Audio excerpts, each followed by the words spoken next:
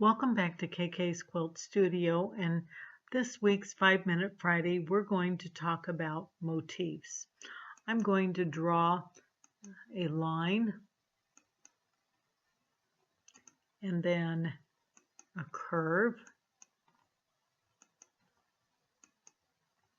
and let's draw a couple boxes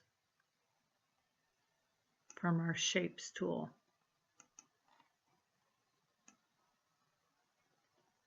Okay, now we want to discuss the difference between a motif line and a motif fill.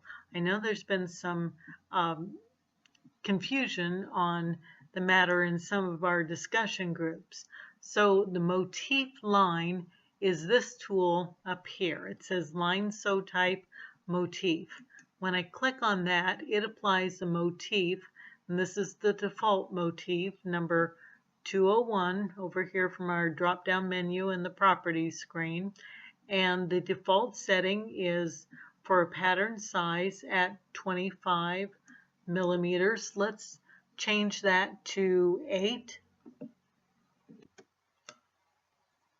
and apply, and that gives us a tighter sew out. Let's apply the same to our curve motif, again the default, change that to 8 and apply. You'll also see there is a run spacing here, and that has to do with the separation of the actual motifs themselves. So if we change that to, say, 3, we'll see what happens. Apply.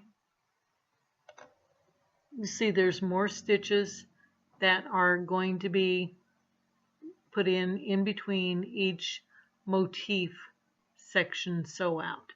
And you can change your motifs simply by choosing another selection from the drop-down menu. What about if we applied it to a square? That same motif line, what happens? And let's change the size so we can see better. And apply. And there you'll see our motif has been applied to the outline, the line of the actual square. So this is a motif line. It is not a motif fill. The motif fill is actually another button. That's this one. So let's select that tool, and you'll see now that our motif has been applied to the inside of that box outline. Again, let's change the pattern size and apply. We also have the option with the new version of the latest version of Art and Stitch to apply a second pattern. So clicking this little mix pattern boxes, you get a second motif drop down menu, and you can add in additional designs, pattern designs. So it will give you an alternating pattern. Don't forget to click apply. And now we have a little star in between our other motif fill.